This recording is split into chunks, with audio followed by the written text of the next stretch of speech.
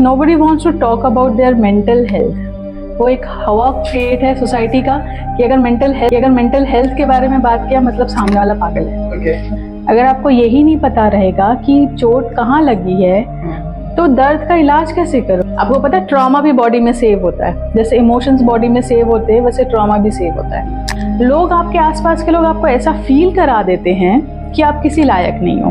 80-90% जितने भी शायर हुए हैं या तो उन्होंने वुमेन के ऊपर लिखा है, उसकी खूबसूरती के ऊपर लिखा है या तो पेन के ऊपर लिखा है।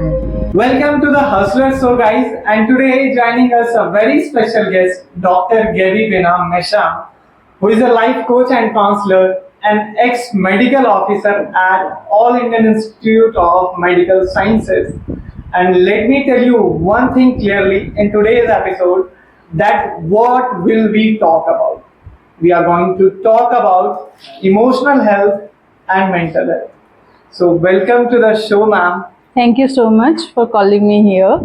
I'm very grateful to you and your team that it is a very huge topic to cover for a podcast, and it is a very crucial topic too because nobody wants to talk about their mental health. वो एक हवा create है society का कि अगर mental health के बारे में बात किया मतलब सामने वाला पागल है। Okay. सो ये स्टिग्मा हटाने का मेरा सबसे पहला जो है उद्देश्य बोलना चाहिए, एक पर्पस मुझे मिला कि ये जो सोसाइटी की स्टिग्मा है कि मेंटल हेल्थ और इमोशनल हेल्थ को लोग समझते नहीं और जिनको एक्चुअल प्रॉब्लम है उनको वो सपोर्ट सिस्टम नहीं मिलता ताकि वो उससे कोप अप कर पाए। ये मेरा मिशन स्टार्ट हुआ 1.5 ईयर पहले जब मैं खुद ही स्ट्रगल कर रही थी इन सब चीज़ों से, और मैंने अपने आप को निकाला with the help of one mentor. मेरे मेंटर ने मेरी बहुत हेल्प की और उन चीज़ों पे मेरे साथ डिस्कशन किया जिससे आज तक किसी ने मुझे पूछा ही नहीं था, और जिसका सबसे बड़ा ड्रॉबैक मेरे साथ चल रहा था मेरी फिजिकल कंडीशन में। तो लोग सिंपैथी ज़रूर देते थे कि अरे यार तबीयत ठीक नहीं है, कर नहीं पाती है, बट वो सिंपैथी मुझे ना कांटों की तरह चुभती थी। मुझे सोल्यूशन चाहिए था and nobody has the solution जो मुझे दे पाए। But thank God, God is great. Literally उनकी वजह से मैं आज यहाँ बैठी हूँ आपके पॉडकास्ट पे, और मैं उसके लिए थैंक्स जितना भी बोलूँ उतना ही कम है। मेरे मेंटर को जितना थैंक यू बोलूँ वो उनके लिए सिर्फ थैंक यू एक वर्ड नहीं है, वो फीलिंग के लिए मेरे पास वर्ड्स ही नहीं मिलते कि मैं एक्सप्रेस कर पाऊँ और उनको ग्रैटिट्यूड शो कर पाऊँ। तो मैम, डॉक्टर गैरी मैम, मेरा जो पहला प्रश्न है आपसे वो ये है कि why we should talk on this topic, emotional health and mental health. And एक क्वेश्चन और है, ब्रेक डाउन द कॉन्सेप्ट्स और मिथ्स जो है emotional health and mental health के। It is quite similar, people को पता नहीं है कि mental health and emotional health दोनों अलग अलग चीजें हैं। तो इस पे अपना, वैसे इमोशनल हेल्थ मेरा फेवरेट टॉपिक है। मैंने अपनी बुक इसी पर लॉन्च की है अभी recently, emotional armour the 10 ways to overcome the painful emotions. ये अमेजोन पे अवेलेबल है। और इसका पेपर बैग भी इस मंथ आ जाएगा। हम इमोशंस की बात करते हैं तो इमोशंस का मतलब होता है एनर्जी इन मोशन, और बीइंग अ साइंस स्टूडेंट आपको पता होगा कि एनर्जी कितनी ज़्यादा ज़रूरी होती है। वी ऑल आर एनर्जी, हम सब एनर्जिकल पार्टिकल हैं। हर कोई अपनी अपनी वाइब्रेशंस पे वाइब्रेट कर रहा है, सबकी फ्रिक्वेंसी अलग है। तो इमोशंस और फ्रिक्वेंसी एक बहुत डिफरेंट थिंग है जो हम कोलैबोरेट कर देते हैं मेंटल हेल्थ के साथ। मेंटल हेल्थ उसका रिजल्ट होता है, इमोशंस का आपका स्टेटस क्या है उसका रिजल्ट आपका मेंटल हेल्थ होता है। सपोज अगर आप सैड हो, दुखी हो, गिल्ट में हो, अनवर्दीनेस की फीलिंग है, तो आपका मेंटल हेल्थ कैसा होगा? आप आइसोलेटेड रहोगे, आपका बिहेवियर पैटर्न चेंज हो जाएगा, लोनली फील करोगे, किसी से डिस्कस नहीं करोगे, कॉन्फिडेंस नहीं रहेगा, है ना। तो ये एक नेगेटिव इमोशंस का ये आपका इफेक्ट है मेंटल हेल्थ पे, आउटकम है इसका। तो इमोशंस और मेंटल हेल्थ बहुत डिफरेंट नहीं है, बट वो वाइस वर्सा चलते हैं, एक दूसरे को कंप्लीटली इफेक्ट करते हैं। अगर इमोशनल हेल्थ आपका बहुत अच्छा, इमोशनली स्टेबल हो, तो आपके दिमाग में पॉजिटिव थिंकिंग रहेगी, आप पॉजिटिव इमोशंस के साथ रहोगे, जिसमें आपका ग्रैटिट्यूड हो गया, हैप्पीनेस हो गया, जॉय हो गया। तो आपका मेंटल हेल्थ कैसा रहेगा? एनर्जेटिक रहेगा, है ना। आप बहुत ज़्यादा प्रोडक्टिव होगे, चीज़ों को जल्दी समझोगे, लर्निंग कैपेबिलिटी आपकी अच्छी होगी, कंसंट्रेशन आपका अच्छा होगा। तो चीज़ें ऐसे काम करती है ह्यूमन बॉडी में, इमोशंस और मेंटल हेल्थ। अगर हम इमोशन को ह्यूमन बॉडी के साथ रिएक्ट करेंगे, मतलब कनेक्ट करेंगे, तो इमोशंस हमारे हार्मोन्स के साथ कनेक्ट होते हैं। जैसे हार्मोन्स में इम्बैलेंस होता है, वैसे इमोशंस में भी इम्बैलेंस होता है। तो जो मोस्टली जो आजकल की गर्ल्स हैं, वुमेन्स हैं, आजकल सफ़र कर रही है पॉलीसिस्टिक ओवेरियन सिंड्रोम, फाइब्रोसिस की वजह से, जो इसका एक रूल कॉज आया है हार्मोनल इम्बैलेंस। क्या होता है, आप थोड़ा इसके बारे में बताओ। पॉलीसिस्टिक ओवेरियन सिंड्रोम एक फर्टाइल वुमेन के पास होता है, जिसमें ओवरी से रिलेटेड सिम्टम्स शो करता है। अब ये एक सिम्टम नहीं होता बॉडी में, ये कलेक्टिवली सिम्टम्स होता है। ये कोई डिजीज नहीं बोल सकते इसको, it is a collection of symptoms. Polycystic ovary मतलब सिस्ट है काफ़ी सारे ओवरीज में। ये तो पहला सिम्टम इटसेल्फ इसकी मीनिंग में आ गया। सेकेंड, जो मोस्ट प्रेफरेंस होता है, इसका प्रेफरेबल सिम्टम होता है, वो इरेगुलर पीरियड्स की वजह से होता है, जो वुमेन्स फेस करती है 18 to 40 ईयर्स की एज में। ठीक है। नेक्स्ट होता है हर्सुटिज्म, जैसे बोलते हैं ना फेशियल मेल ग्रोथ होता है, मेल पैटर्न बाल्डनेस होती है, हेयर ग्रोथ होता है मेल पैटर्न का फेस पे, जैसे आपकी दाढ़ी होती है वैसी लड़कियों में भी इस सिम्टम्स के थ्रू बहुत लंबे लंबे hairs, strong thick hairs face पे भी होते हैं, तो उसको हर्सुटिज्म बोला जाता है। ठीक है। फेशियल एक्ने होते हैं, वो एक्ने जो कि सुपरफिशियल किसी भी कॉस्मेटिक ट्रीटमेंट को रिस्पॉन्ड नहीं करते, क्योंकि वो होते हार्मोनल इम्बैलेंस की वजह से है, और इसका रूट कॉज बिना ट्रीट किए हम सिर्फ सुपरफिशियली स्टेरॉइड या कोई भी ऑइंटमेंट देते हैं, तो वो कुछ टाइम के लिए सबसाइड ज़रूर हो जाएंगे, बट वापस से डबल टेंडेंसी के साथ सामने आते हैं। नेक्स्ट आता है इनफर्टिलिटी। इनफर्टिलिटी जो चाइल्ड बेयरिंग एज में होती है वुमेन, उनको सिस्ट की वजह से, जो हमारे ओवम होते हैं, ओवम और स्पर्म के कॉम्बिनेशन से फीटस बनता है, तो जो ओवम होता है वो मैच्योर नहीं हो पाता प्रॉपर, अनहेल्दी ओवम आप मान के चलो, जैसे कोई एग बन रहा है, वो प्रॉपरली मैच्योर नहीं हो पाएगा, अनहेल्दी रहेगा, तो वो फर्टाइल कैसे करेगा? फर्टिलिटी का रेट कम हो जाता है उसमें, इवन तो एग प्रोडक्शन का भी रेट कम हो जाता है। तो जो एग चाहिए होता है फर्टिलाइजेशन के लिए, वो अवेलेबल नहीं हो पाता, जिसकी वजह से वुमेन कंसीव नहीं कर पाती है। ये चीज़ें होती है। अब मेंस्ट्रुअल साइकिल की बात करें तो बहुत ज़्यादा ब्लीडिंग होगी या बहुत कम ब्लीडिंग होगी, दोनों एक्सटेंड में होगा। पेन बहुत सीवियर होगा कि बेड से आप उठ नहीं पाओगे। तो ये पूरा एक कॉमन ग्रुप ऑफ सिम्टम है, ये कोई एक डिजीज़ नहीं है। और इसका सबसे बड़ा रीज़न आज की डेट में है स्ट्रेस। ओके। क्योंकि इमोशनल हेल्थ से जो कॉन्सिक्वेंसेस हैं वो Exactly. हमारे बॉडी पे, मतलब फिजिकल ग्रोथ पे एग्जैक्टली वो प्रभाव करता है। बिल्कुल बिल्कुल करता है। Okay. तो मैम इमोशनल हेल्थ लाइक इसमें स्ट्रेस हो गया, एंजाइटी हो गई, या फिर डिप्रेशन हो गया, जो कि इसके कॉज है, कॉन्सिक्वेंसेस हैं। तो जैसे I want to share one of my story. There was a time कि मेरे रिजल्ट्स बहुत ही खराब आए थे। I was depressed, my relationship failures, जिसके वजह से मतलब रिजल्ट्स के वजह से मैं स्ट्रेस था, and due to this relationship and all that I was totally depressed and all that. तो what I personally try to do that time is कि मैंने I started going to gym, I started journaling. I started what we say delving myself into spirituality. So this is my way of coping with this emotional factor, stress, depression and anxiety. But आप का भी कोई अलग वे होगा या may be same, but what someone जो ये video अभी देख रहे हैं ऑडियंस या फिर लोगों को क्या ट्राई करना चाहिए to cope with all this emotional factors? सबसे ज़्यादा ज़रूरी है अवेयरनेस। ओके। अगर आप अपनी इमोशंस को लेके अवेयर नहीं हो तो आप कोप अप कैसे करोगे?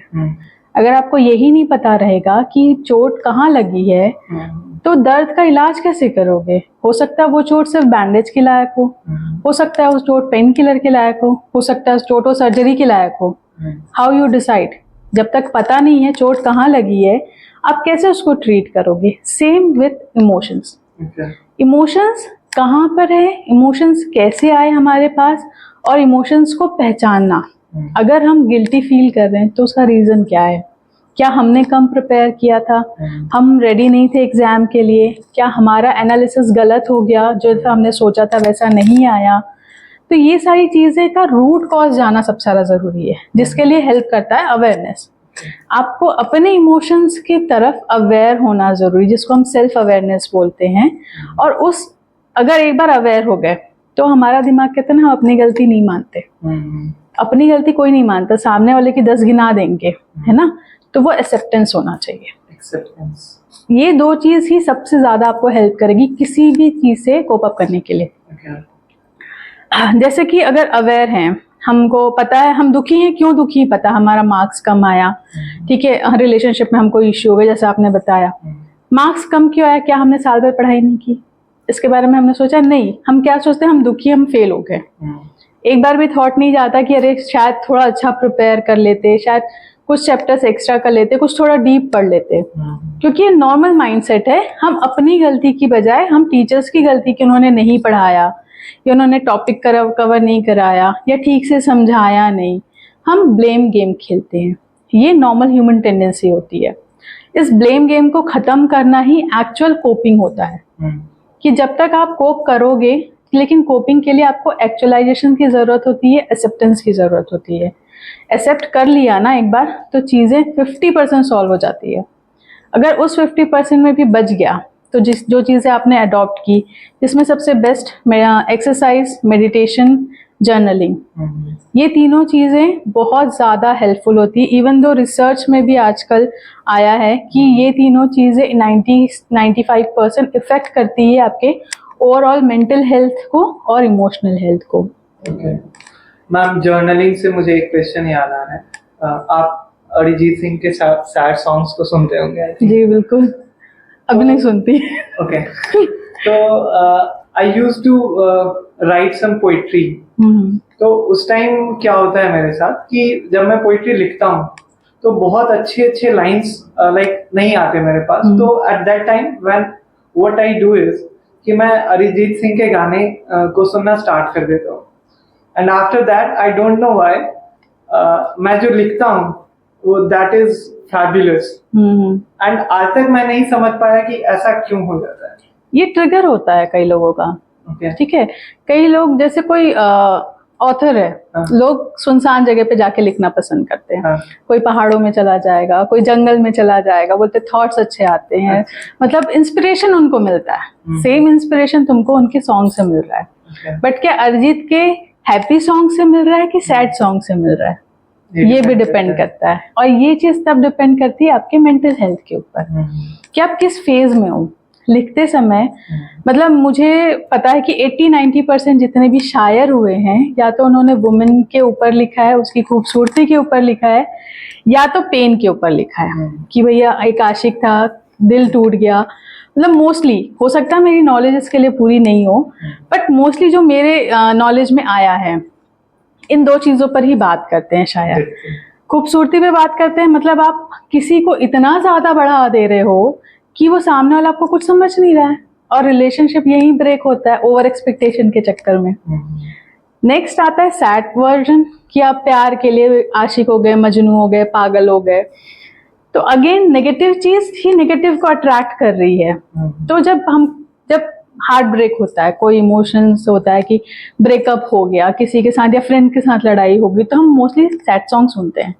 हमको कब उस समय ना ढेंचिक वाले गाने नहीं याद आते, यही लगता है कि अरिजीत के लगा लो, है ना, और रोएंगे फिर। हम खुश नहीं होते उसको सुनने के बाद। यहाँ पे थोड़ा सा चेंज करना चाहिए। अगर आपका मूड ऑलरेडी डिप्राइव्ड है तो कुछ ऐसे सॉन्ग्स लगाओ, ऐसे बीट्स लगाओ जो मूड को एलिवेट करें, आपकी एनर्जी को एलिवेट करें, तो आप क्विकली स्टेट चेंज कर पाओगे। ये ट्राइड एंड टेस्टेड है, क्योंकि पहले मैं भी इसी कहती दुखी होगी तो सारे सैड सॉन्ग लगा लिए और उसके बाद और दुखी हो जाते थे। फिर उसके बाद लगता था कि अरे यार अच्छा हाँ, इसमें सबसे ज़रूरी चीज़ कि जो अगर सब्सटेंस अब्यूज़र्स हैं, जो अल्कोहल ले रहा है या किसी भी टाइप का ड्रग्स में इन्वॉल्व है, वो भी लेंगे और वो उसकी क्वांटिटी कोई लिमिट नहीं होती, वो अनलिमिटेड क्वांटिटी में जाएंगे, उसके साइड इफ़ेक्ट्स अलग झेलेंगे बॉडी। तो हमेशा नेगेटिव चीज़ें नेगेटिव को ही अट्रैक्ट करती है। जो मैंने एनर्जी की बात की, फ्रिक्वेंसी की बात की, तो हम सेम फ्रिक्वेंसी को ही अट्रैक्ट करते हैं। जैसे आइंस्टाइन न्यूटन ने भी कहा है, और इन सारी की जितनी की भी थ्योरी है, टेस्ला की भी थ्योरी आप ले लो, सारी सब लोग सिर्फ एनर्जी पे बात करते हैं कि पूरा जो यूनिवर्स है सिर्फ एनर्जी पे काम करता है, और ये आपको वही एनर्जी देता है जो आपको चाहिए होती है, या आप जिस स्टेट पे होते हो। जब आप खुश रहते हो तब आप क्या सैड सॉन्ग सुनते हो? ध्यान भी नहीं आता। लेकिन जब आप दुखी रहते हो तब सैड सॉन्ग ही याद आते हैं, और जब खुश रहोगे तो डिस्को वाले गाने याद आएंगे, तो आप डांस भी करोगे, अपना एंजॉयमेंट भी करोगे। तो स्टेट ऑफ माइंड आपका डिसाइड करता है कि आप कैसा फील करो, और इमोशनल बैलेंस का एक्चुअल मतलब यही है कि आप कैसे अपना स्टेट ऑफ माइंड चेंज करते हो। क्योंकि जो इमोशनल बैलेंस्ड पीपल होते हैं, उसके साथ ऐसा नहीं कि उनके साथ डिफ़िकल्टीज नहीं आती, या उनको प्रॉब्लम नहीं है लाइफ में, या ये कोई चीज़ फेस नहीं कर रहे हैं, ऐसा कुछ भी नहीं है। वो उस सिनेरियो से कैसे निकलते हैं, उन्होंने कैसे अपने आप को प्रिपेयर किया कि इन सब हसल के बाद भी मैं कैसे वो कोप अप करके वापस ट्रैक पे जाऊं ताकि मेरी प्रोडक्टिविटी हैम्पर ना हो। तो इमोशनल बैलेंस करना यही लिए ज़रूरी है कि जो आपकी ग्रोथ को हैम्पर ना होने दे कभी। एग्जैक्टली। ओके, तो ये जो इमोशनल हेल्थ जो एक वास्ट टॉपिक है, आई थिंक ये जेनेटिक है या फिर किसी की पर्सनालिटी है? What do you think? Emotions के बिना तो इंसान ही नहीं है। इंसान है तो इमोशंस के साथ ही है। अगर जिससे इमोशंस हटा दिया गया ना, वो जस्ट अ कैडेवर, या तो फिर ज़ॉम्बी बोल लो, ज़्यादा बेटर वर्ड है, क्योंकि ज़ॉम्बी के पास इमोशन नहीं होता, वो सिर्फ भागते रहते हैं। ह्यूमन इमोशंस हमारी लाइफ में इतना मेजर रोल प्ले करते हैं कि हमेशा क्या इमोशनल है, इमोशनल मतलब वीक है। सबसे बड़ा स्टिग्मा यही है सोसाइटी का कि अगर वो इमोशनल है तो वो वीक है। क्यों? अगर वो एबल है अपने इमोशंस को एक्सप्रेस करने के लिए, तो वो वीक कैसे हुआ? सबसे बड़ा क्वेश्चन ये हुआ। मतलब but people doesn't understand share their emotions with some random people or even their loved ones. नहीं, ये इसमें आता है करेज। क्योंकि मैंने जब बोला ना एक्सेप्टेंस और अवेयरनेस की जब बात की मैंने, तो mostly people did not accept कि वो कैसा फील करते हैं।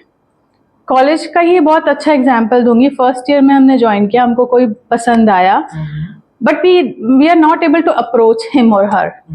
फाइनल ईयर निकल गया, खत्म, सब अपने अपने घर। वो रिग्रेट आया आपके अंदर, शायद बोल दिया होता तो पॉजिटिव रिस्पॉन्स आता, है ना। तो इमोशंस को हमने ही आइडेंटिफाई नहीं किया, हमने ही एक्सेप्ट नहीं किया, तो आप सामने वाले को कैसे एक्सेप्ट कराओगे? आप खुद रेडी नहीं हो उस इमोशन के साथ, तो सामने वाला क्यों रेडी होगा? सिंपल सी चीज है। अगर आप खुद अपने आप को नहीं देखते हो, मतलब अगर आप मिरर में अपने आप को देख रहे हो और you are not liking that person, तो आप क्यों एक्सपेक्ट करते हो कि सामने वाला आपको पसंद करे? This is the biggest thing ना, कि हर कोई सोचता है हमको प्यार बाहर से मिलेगा। नहीं, सब चीज आपके अंदर है। सेल्फ लव, पीस, कामनेस, हर कुछ आपके अंदर, और हम क्या करते हैं, हम बाहर खोजते हैं। तो बाहर आपको कुछ भी नहीं मिलेगा।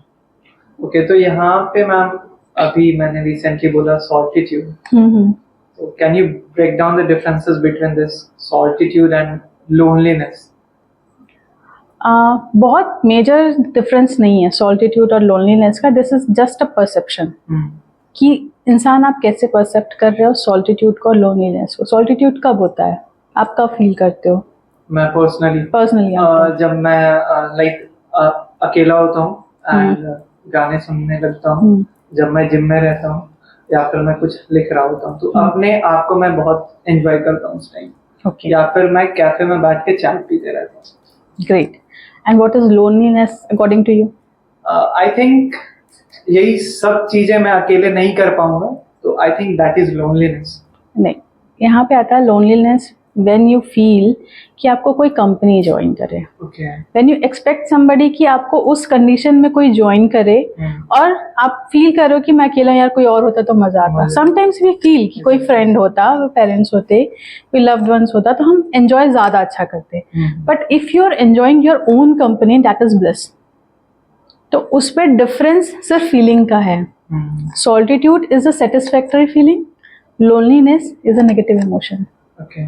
सो इसके डिफरेंस के अलावा कोई और डिफरेंस उसमें नहीं है। तो ये डिफरेंस ही, अब बताओ, वर्ड्स इतने अच्छे अच्छे इंग्लिश में, सॉलिट्यूड है, लोनलीनेस, सारे सिनोनिम्स होते हैं, सब मतलब सबका मतलब एक है। सिनोनिम्स मतलब इसका मतलब सेम होता है, बट उसका डिफरेंस यहाँ पे आता है जब आप एनर्जी लेवल पे काम करते हो, जब आप इमोशंस पे काम करते हो। सॉलिट्यूड में you are enjoying your company, loneliness में you didn't like your company, इसलिए आप लोनली फील कर रहे हो। Okay. So loneliness, which even leads to stress, depression, and depression leads to negative thoughts, and negative thoughts sometimes leads to suicidal thoughts. So what do you think? How do these suicidal thoughts comes into mind, or even negative thoughts? Okay. Do you know how many thoughts we have in our daily life, in a day? In a day, In a day, I think just imagine how much it will more be. than 100 50,000 to 70,000 thoughts we have in a day. in a day. In a day. Okay. उसमें से हमको याद रहते हैं 8 से 10. हाँ. That is approximate 0.014%. Okay. तो percentage आप देख लो कितना आपको याद रहता है हाँ. और कितने थॉट्स आते हैं। कई बार ऐसा रहता है हम कहीं जगह पे होते हैं, बहुत अच्छा आइडिया आया, हमको पॉडकास्ट के लिए बहुत अच्छा आइडिया, हमको यूट्यूब के लिए बहुत अच्छा आइडिया, तो उस टाइम पे तुरंत नोट डाउन कर लेना चाहिए। अगर आपने 1 सेकंड के लिए भी डिले किया तो वो थॉट चला जाएगा, वो दोबारा भी नहीं आएगा। जनरली इसीलिए की जाती है।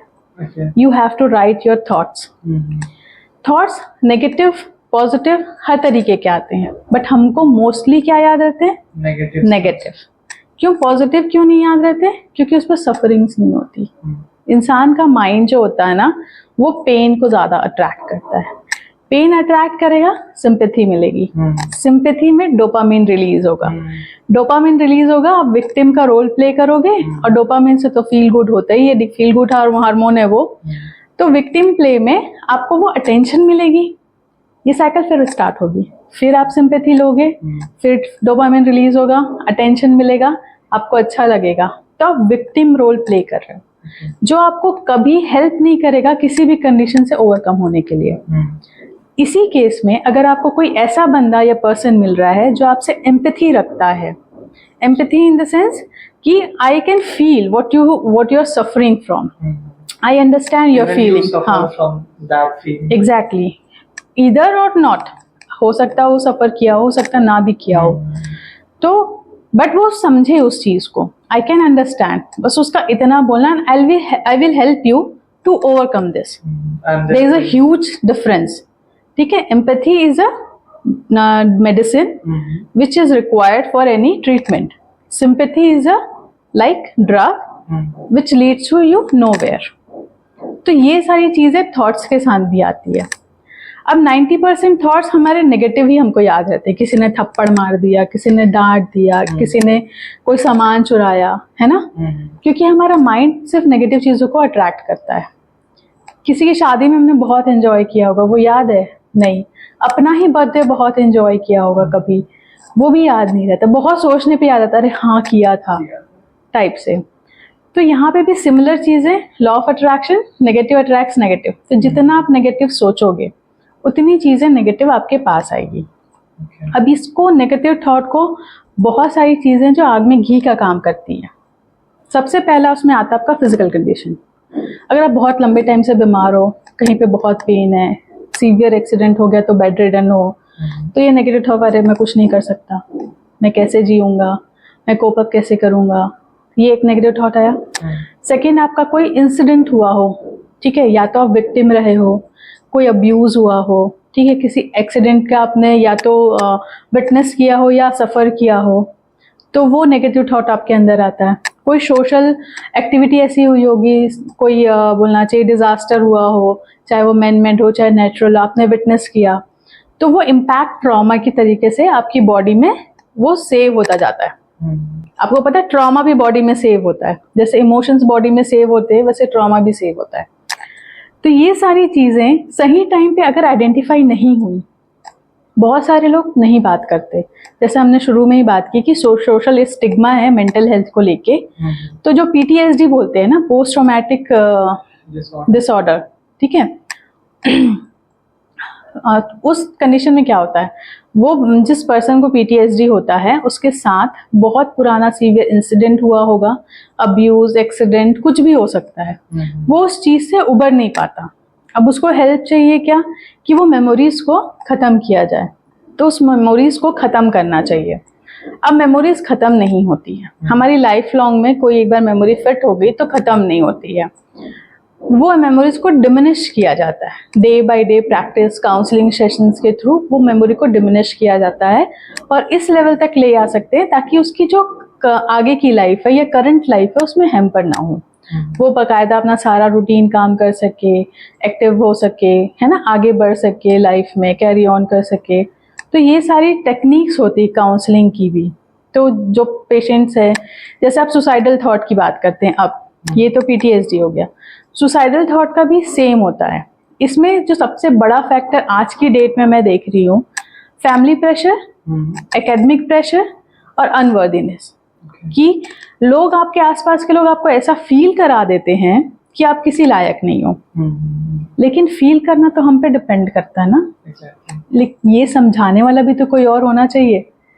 यू कैन फील, बट अगर आपको इस चीज़ की अवेयरनेस नहीं है कि मेरे को कोई इसमें हेल्प कर सकता है, दैट इज़ अनदर थिंग। मतलब you don't have that kind of support system. हमारी फैमिली की ही बात कर लो, कोई एक बंदा है बहुत डिप्रेशन में है। अब डिप्रेशन में कैसे रहते हैं, क्वाइट, आइसोलेटेड, बातचीत नहीं करना, काम नहीं करना, अब कुछ नहीं है तो सो ही जाना। वो लेजीनेस नहीं होती, उनकी टायर्डनेस होती है। उनको क्या बोल दिया था, तुम लेजी हो, ना तुमको घर का काम करना, ना तुमको पढ़ाई करनी। तो ये सारे टॉन्ट्स, कमेंट्स कंटिन्यूएशन में आते रहते हैं।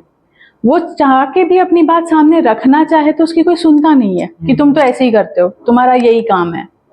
तो वो किससे शेयर करें इस टाइम पे, कोई एक फैमिली है नहीं, फ्रेंड्स समझ नहीं पा रहे हैं, तो कोई एक सपोर्ट सिस्टम तो होना चाहिए ना जिससे वो डायरेक्टली सपोर्ट कर सके, ले सके।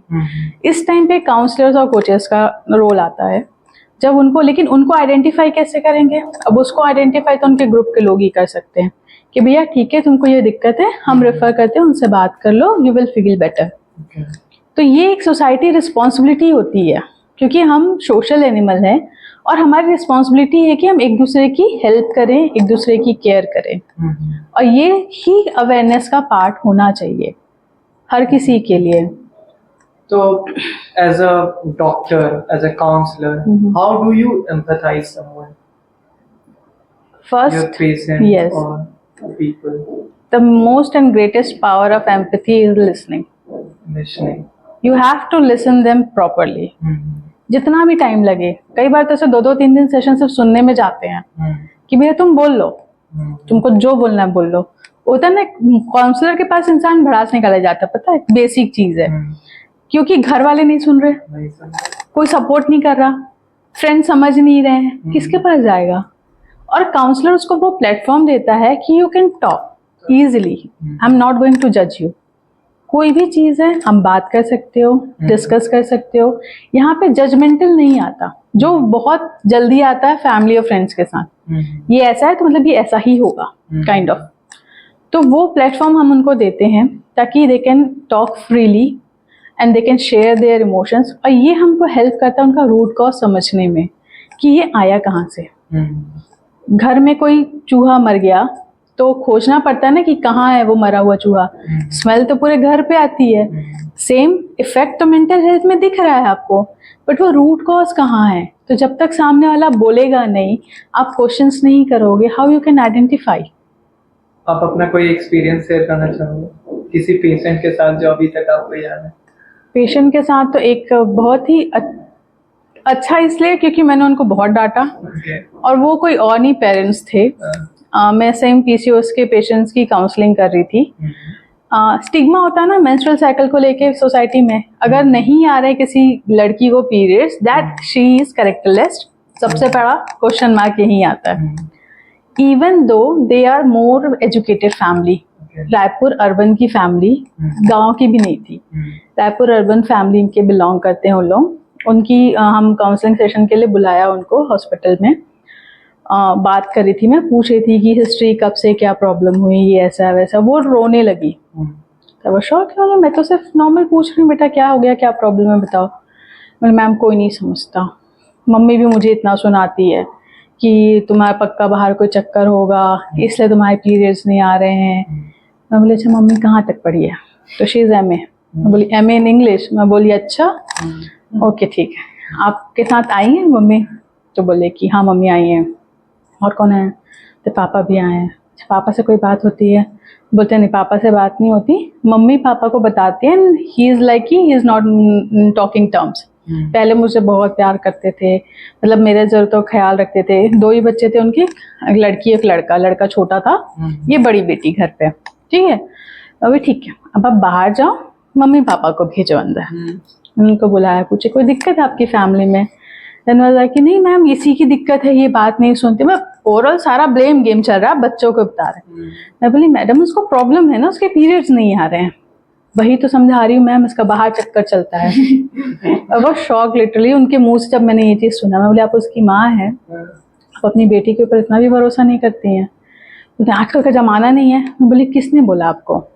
अरे पड़ोसी बताए थे वो किसी के साथ घूम रही थी। मैंने आपसे पूछा उसने किसके साथ घूम रही थी, कौन था जो आया था, या किसी के साथ घूम भी रही होगी तो हो सकता है उसका फ्रेंड हो, कॉलेज का फ्रेंड हो, कोई काम के लिए गया हो, साथ में घूम रहे, तो ज़रूरी क्या अफेयर ही होगा?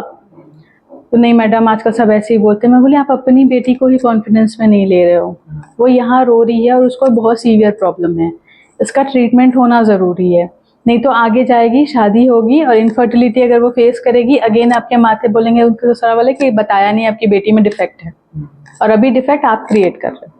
उसको अभी सपोर्ट की ज़रूरत है, जो भी ट्रीटमेंट हम देंगे साथ के साथ आपके इमोशनल सपोर्ट की ज़रूरत है, क्योंकि वो और किसी से शेयर नहीं कर सकती।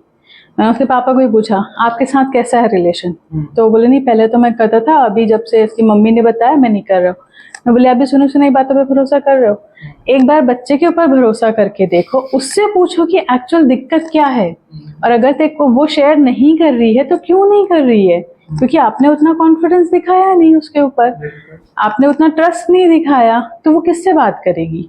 ऑब्वियसली बच्चे फ्रेंड से बात करते हैं, हो सकता है कोई अच्छा फ्रेंड हो जिससे वो डिस्कस कर रही हो, और किसी ने देख लिया हो सकता ना भी हो, किसी और काम से हो, कोई और लड़का खड़ा हो बगल में जिसको वो जानती भी ना हो और आपको बता दिया, तो भी आप भरोसा कर ले रहे हो। मतलब उनकी क्लास मैंने आधे पौन घंटे ली अच्छे से, देन उसकी मम्मा रोना चालू कर दी थी, नहीं मैम अब आपको गलती रियलाइज हो रही है। That day I have decided कि अब मुझे काउंसलिंग और कोचिंग पे जाना है, क्योंकि उसके पहले तो मैं केसेस देखती थी, ठीक है वुमेन हेल्थ, वुमेन प्रॉब्लम्स को रिलेटेड है, काउंसलिंग करती कि नहीं आपको अवेयरनेस होना चाहिए, वो अवेयरनेस प्रोग्राम करती थी मैं। दैट डे आई डिसाइडेड कि नहीं ये बहुत ज़रूरी है और इस सोसाइटी के लिए बहुत ज़रूरी है कि अवेयरनेस होना चाहिए। आपका मेंटल हेल्थ क्या है, आपका इमोशनल हेल्थ क्या है, और इवन सबसे ज़्यादा सपोर्ट सिस्टम तो हमारी फैमिली होती है। अगर वहाँ से भी नहीं मिलेगा तो वो सबसे पहले वो उस तरफ मूव करेगा, सुसाइड की तरफ। अब उसके बाद आप क्या रोक पाओगे? तब तो बोलोगे अरे हमारी बेटी ही चली गई, तब सिर्फ हाथ मलने के अलावा कुछ सोल्यूशन नहीं रहेगा आपके पास। तो अभी भी देर नहीं हुई है, उससे जाओ बात करो, उसको कंसोल करो, नहीं कोई प्रॉब्लम नहीं है, हम तुम्हारे साथ हैं, हम तुमको लेके आएंगे यहाँ ट्रीटमेंट के लिए।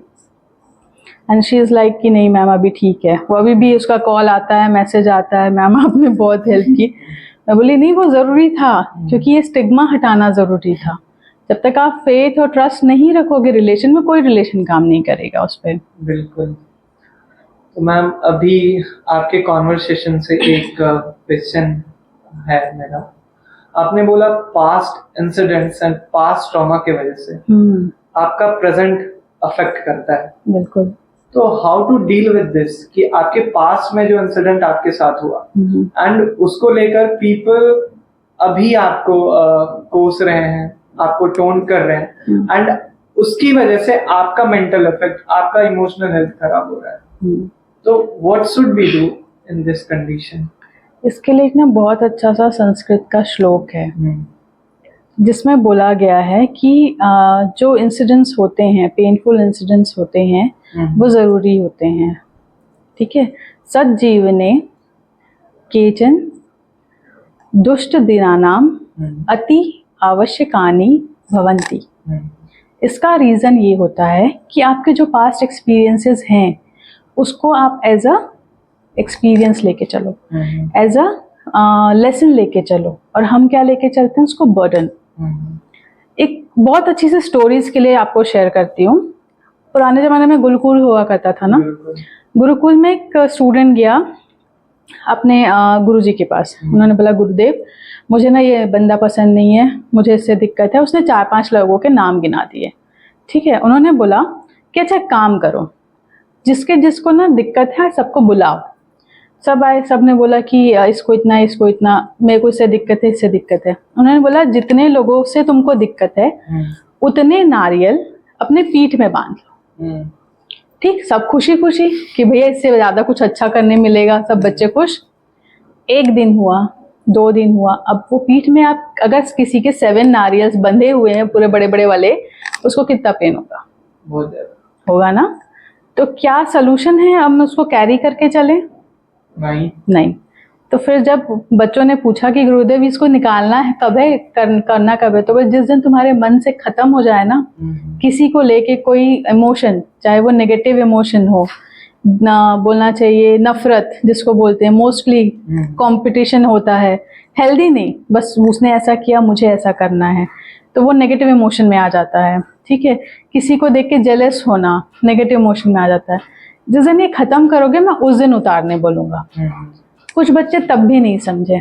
अब धीरे धीरे नारियल सड़ने लगा, उससे बदबू आने लगी, तो उनका जो टॉर्चर था वो बढ़ गया।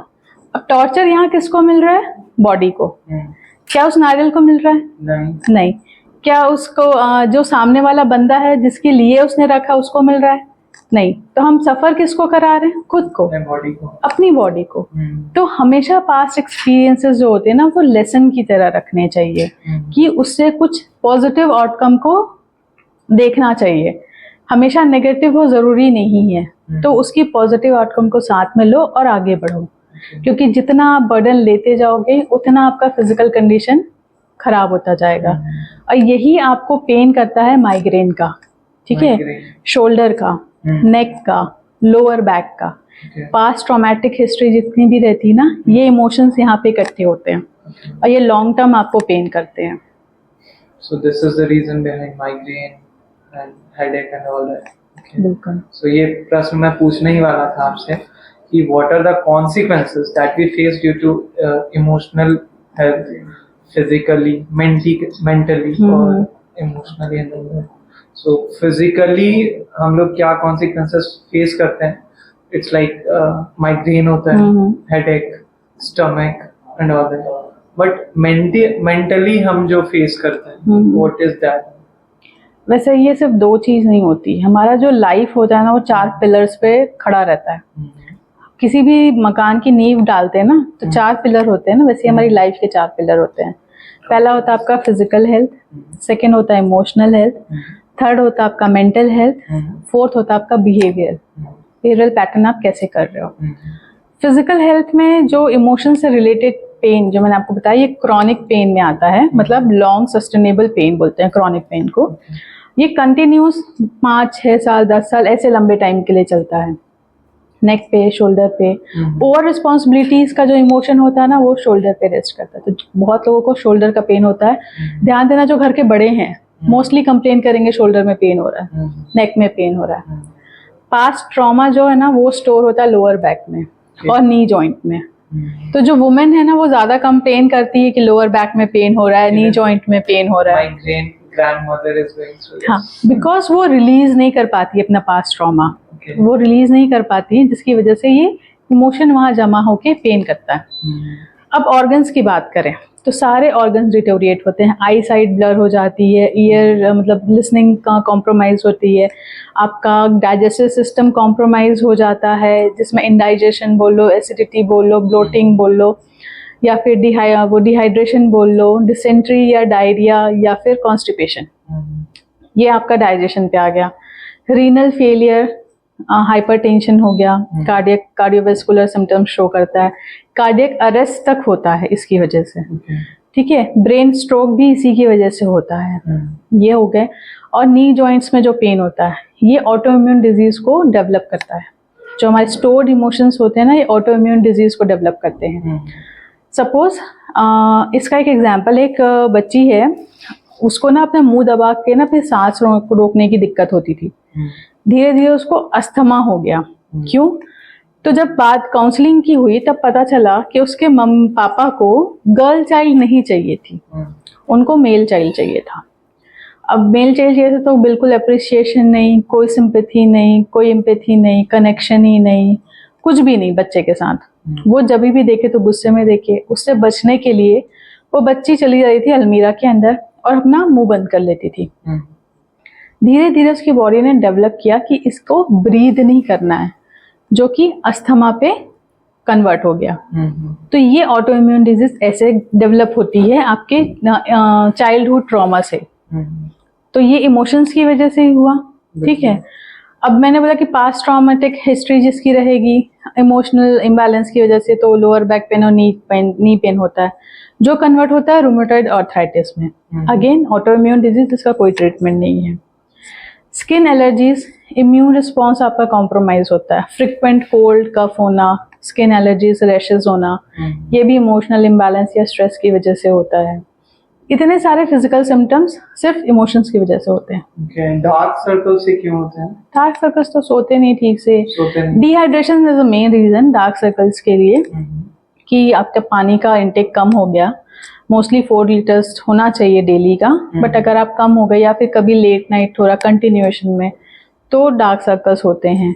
विद द एजिंग क्या होता है, कोलेजन का वो कम होता जाता है ना, कोलेजन्स कम होते हैं बॉडी से, तो डार्क सर्कल्स ज्यादा प्रोमिनेंट दिखते हैं। तो ये डार्क सर्कल्स उसकी वजह से होता है। फिर इमोशनल हेल्थ आ गया तो इरिटेबिलिटी हो गया, एंजाइटी हो गया, आपका डिप्रेशन हो गया, सुसाइडल थॉट्स हो गए, सब इमोशंस रिलेटेड हो गए। मेंटल में आपका कॉग्निटिव बिहेवियर कॉम्प्रोमाइज होता है, जिसमें आपकी लर्निंग कैपेबिलिटी आती है, कॉन्फिडेंस आता है, कंसंट्रेशन आता है, ठीक है, डिसीजन पावर आता है। ये मेंटल हेल्थ पे इफेक्ट करता है। ठीक है, सेल्फ वर्दीनेस जिसको हम बोलते हैं, है ना, सेल्फ कॉन्फिडेंस हो गया। अब ये सारी चीजें हैं, तो बिहेवियर में भी चेंजेस आएंगे। जब इतनी सारी प्रॉब्लम हो रही है बॉडी में, तो बिहेवियर ऑटोमेटिकली चेंज हो जाएगा। आप डिसोशलाइज होना स्टार्ट कर दोगे, लोनली रहना स्टार्ट करोगे। ठीक है, और कम्युनिकेशन आपका कम होता जाएगा फ्रेंड्स और फैमिली के साथ। किसी भी सब्सटेंस का अब्यूज बढ़ सकता है। इसमें तो ये भी देखा गया है कि जो बहुत फिटनेस फ्रिक होते हैं, वो बहुत एक्सेसिव एक्सरसाइज करना स्टार्ट कर देते हैं, लड़ाई झगड़ा करना स्टार्ट कर देते हैं, इरिटेटेड रहते हैं, राह चलते लोगों से हाथ पैर चलाते रहते हैं। तो ये सारे बिहेवियरल चेंजेस होते हैं। तो एक इमोशंस और स्ट्रेस की वजह से इतने सारे पूरे पिलर्स हिल जाते हैं अपनी लाइफ के, तो सब डावाडोल हो जाएगा तो फिर मैनेज कैसे करेंगे? ये चीजें होती है। सो डॉक्टर गैवी मैम, एक क्वेश्चन मेरा और है कि ये स्ट्रेस एंड नेगेटिव थॉट्स से हमें जंप कैसे करना चाहिए? You mean how to change your mindset? Yes. ठीक है, क्योंकि नेगेटिव थॉट्स तो आएंगे, खत्म तो होते नहीं है। जो हमारे मेंटर हैं वो स्विच वर्ड्स पे काफी काम करते थे। Angel healing, switch words Italian words होते हैं जो एनर्जी चेंज करते हैं आपकी। तो उन्होंने मुझे दिया था पर्च कैंसल। पर्च कैंसल मतलब जो भी आ रहा है उसको कैंसिल करो, कैंसिल द थॉट। वो इटालियन में उसका मतलब होता है कैंसिल द थॉट। तो उसको कभी भी चैंट कर सकते हो, कितने बार भी चैंट कर सकते हो। ऐसा हुआ कि मैं कंटिन्यू पूरे दिन उसको चैंट करती थी, पर्च कैंसल, कि कोई भी नेगेटिविटी आ रही है दिमाग में या कुछ भी गलत थॉट आ रहा है तो वो खत्म हो जाए। वर्ड क्या है ये? Perch cancel. Perch cancel, okay, PURGE, perch cancel. Okay. एक तो ये हो गया अपना इटालियन वाला। मैं थोड़ा हिंदू वाली हूँ, तो मैं वैदिक स्विच वर्ड पे भी काम करती हूँ। इस टाइम पे मुझे याद आता है एक स्विच वर्ड जिसको बोलते हैं हितकारी। ये शनि जी का वर्ड है। मतलब शनि बोलते हैं ना न्याय के देवता हैं, आपका अच्छा करेंगे। तो उनको याद करो और बस हितकारी चैंट करो कि कोई भी इमोशन आए मेरे पास, कोई भी थॉट आए, वो मेरे लिए हितकर हो जाए, मतलब मेरे बेनिफिशियल के लिए काम करना स्टार्ट कर दे, उससे मुझे बेनिफिट मिले इंस्टेड ऑफ किसी भी नेगेटिव इंप्रेशन या नेगेटिव रिजल्ट के अलावा। तो ये दोनों चीजें मैं आंख बंद करके चालू करती हूँ। और वो पहले तो मेरे को नहीं होता था इफेक्ट, क्योंकि पहले मैं खुद उस एनर्जी में नहीं थी कि मैं उस चीजों को क्विकली चेंज कर पाऊँ। अभी 5 से 10 मिनट लगता है, कोई भी मेडिटेशन लगा लो और सिर्फ वो चैंट कर लो, 10 मिनट में सारे थॉट्स खत्म, वापस से आप एनर्जी लेवल पे आ गए इक्वल, वापस काम करने बैठ जाओ। मेडिटेशन करते हो आप? बिल्कुल मेडिटेशन करते हैं। कितने समय?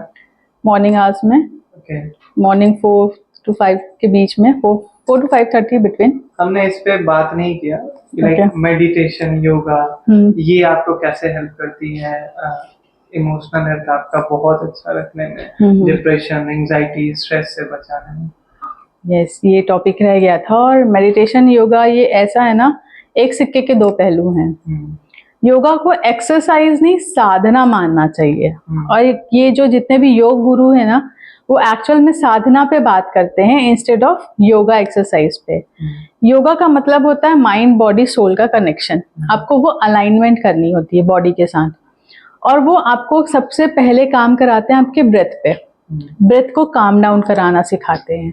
इवन तो आप मेडिटेशन में स्टार्ट करोगे तो आप ब्रेथ वर्क से स्टार्ट करोगे, अपने कंसंट्रेट करो ब्रेथ पे, कैसे आ रही है, कैसे जा रही है। उतना ही टाइम मेडिटेशन के लिए काफी होता है। मेडिटेशन डजंट रिक्वायर कि 2 घंटा करना है, 3 घंटा करना है। एक्चुअली इसका जो सिंपल फॉर्मूला है, जितने आपकी एज है उतना इनटू मिनट्स। 20 ईयर्स है 20 मिनट्स, 40 है 40 मिनट्स। बट 40 मिनट्स भी हर कोई नहीं दे सकता। आप अगर मेडिटेटिव स्टेज में हो और जहाँ पे आप जो बोलते हैं नथिंगनेस को अगर अचीव कर सकते हो, तो 15 मिनट भी काफी है। नथिंगनेस अचीव करने में आपको 1 से 2 साल लग सकते हैं। नथिंगनेस का मतलब है कोई थॉट नहीं होना, ठीक है। वरना हम मेडिटेशन स्टार्ट करते हैं, हमारी दुनिया जहान के थॉट आते हैं। ये असाइनमेंट रह गया है, इसका लेक्चर मिस हो गया है, उसने मुझे ऐसा बोल दिया था तो मुझे अच्छा नहीं लगा, मम्मी पापा ने फोन पे डांट दिया। तो ये सारे थॉट्स आते हैं और हम क्या करते हैं, हम उसको कंट्रोल करते हैं, जो कि बिल्कुल भी नहीं करना चाहिए। जितना आप कंट्रोल करोगे थॉट्स और निकलते रहेंगे। You just being a observer, observe करो थॉट्स को। मानो कि वो सामने के स्क्रीन पे चल रहे हैं और उसको प्ले करते जाओ। आप स्क्रॉल कर, हाँ, just imagine you are sitting here. एक नया वर्जन आप अपने बगल में इमेजिन करो और सामने आपके एक स्क्रीन है 70 mm का। बोलो ठीक है, अब थॉट दो, वहां प्ले करो। जस्ट लाइक, हाँ, जस्ट लाइक प्रोजेक्टर, कि वहां पे आपके सारे थॉट्स प्रोजेक्ट हो रहे हैं। तो बोला अच्छा ठीक है, ये आ गया, अब नेक्स्ट।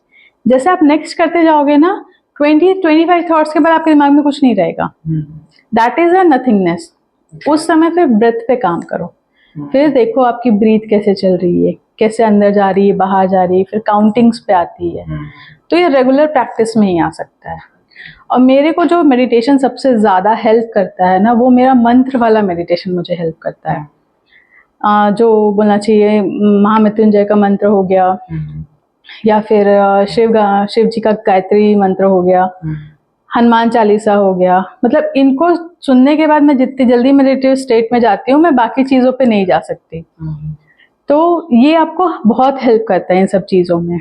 योगा सेम चीज है, आपको अलाइनमेंट में हेल्प करता है, काम रखता है बॉडी को, आपको स्टेबलाइज करता है, आपकी इमोशंस को स्टेबलाइज करता है, आपको सोचने का टाइम देता है कि आप अवेयर हो हर उस चीज से जो आपकी बॉडी में चल रही है। That is yoga, that is sadhana, कि आपको अपनी बॉडी को एज अ टेम्पल ट्रीट करना है। क्योंकि सबके अंदर भगवान है, बोलते हैं ना, सब बोलते बस है, मानता कोई नहीं है।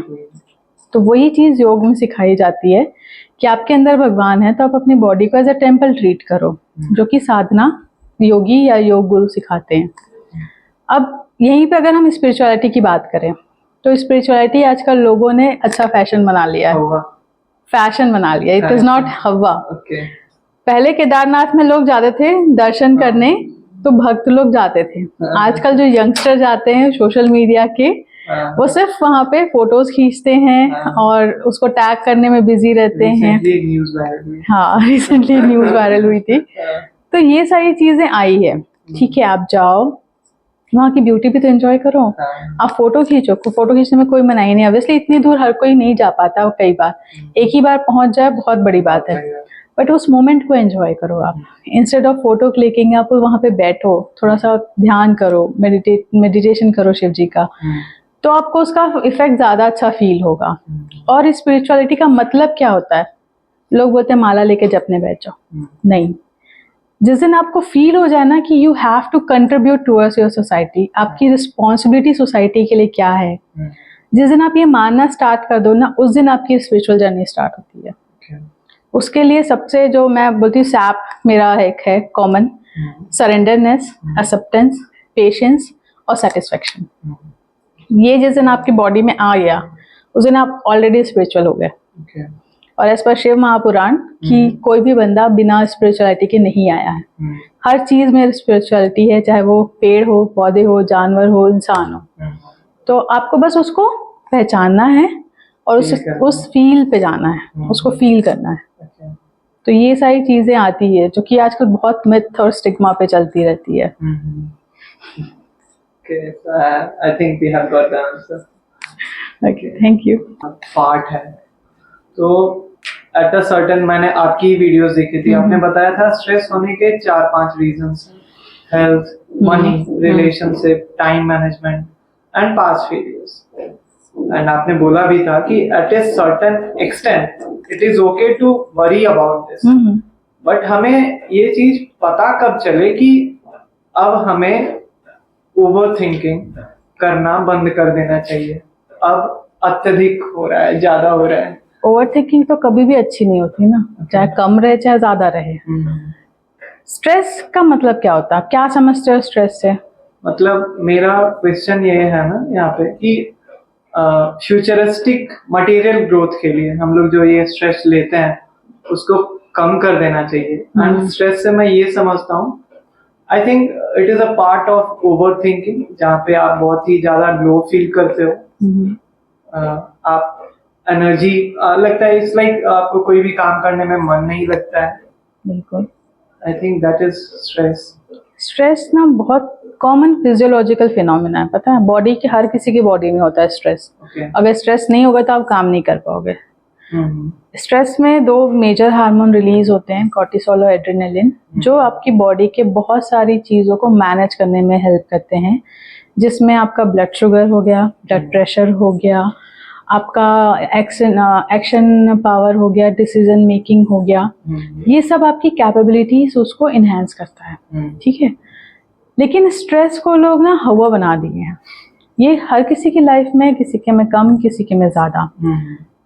सबसे ज़्यादा जो होता है ना स्ट्रेस, क्यों होता है? इसलिए नहीं होता कि हमारे अंदर कैपेबिलिटी नहीं है। स्ट्रेस तब होता है जब हमारे अंदर कैपेबिलिटी है बट हम वो काम नहीं करते जो हमारे लिए इम्पोर्टेंट है, कि हम नहीं कर पा रहे। हम सोचेंगे ज़रूर, हम कर नहीं पा रहे हैं, but we don't have any plan to do it, we are not going to execute that plan. Stress तब आता है आपको।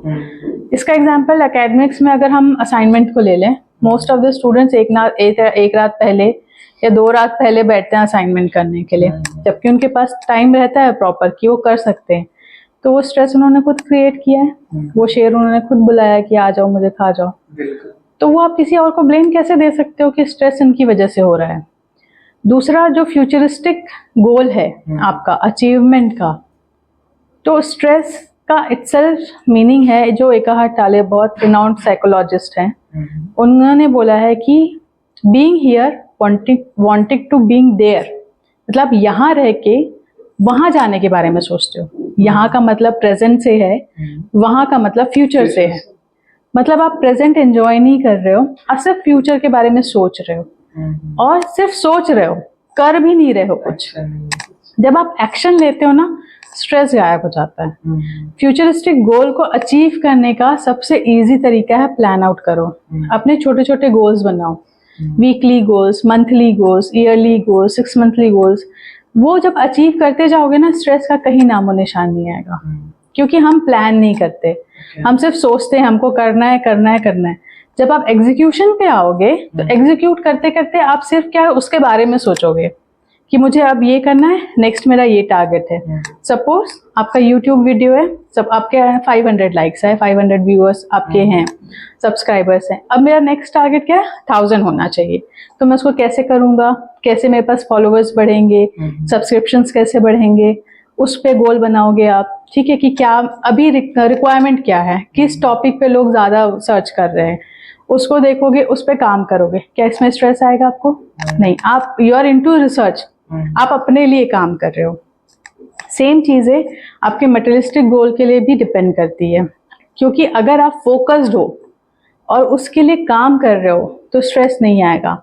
यू बिकम टायर्ड, थक सकते हो, रेस्ट कर लो, रेस्ट भी ज़रूरी है, रेस्ट कर लो, बट यू कैन रिचार्ज और वापस काम में चले जाओगे। कई बार ऐसा होता है कि 2-2, 3-3 दिन बिना सोए भी काम कर सकता है इंसान। उस टाइम पर उसको स्ट्रेस नहीं होता, क्योंकि वो अपनी पसंद की चीज कर रहा होता है और वो अपने लिए काम कर रहा होता है।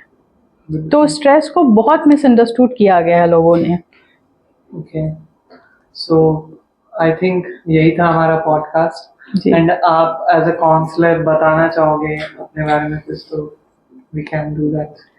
आज का जो पॉडकास्ट इमोशनल हेल्थ को लेके है, अगर आप फॉलो करना चाहें तो सिर्फ ये 2 रूल फॉलो करेंगे अपनी लाइफ में। First, I am free of worry today, and second है, how I feel that is my responsibility and I choose happiness for today. I think ये 2 चीज़ आपको बहुत हेल्प करेगी आपके इमोशंस को बैलेंस करने के लिए, आपके स्ट्रेस को कम करने के लिए और अच्छे से अपने गोल को अचीव करने के लिए। Thank you so much. Thank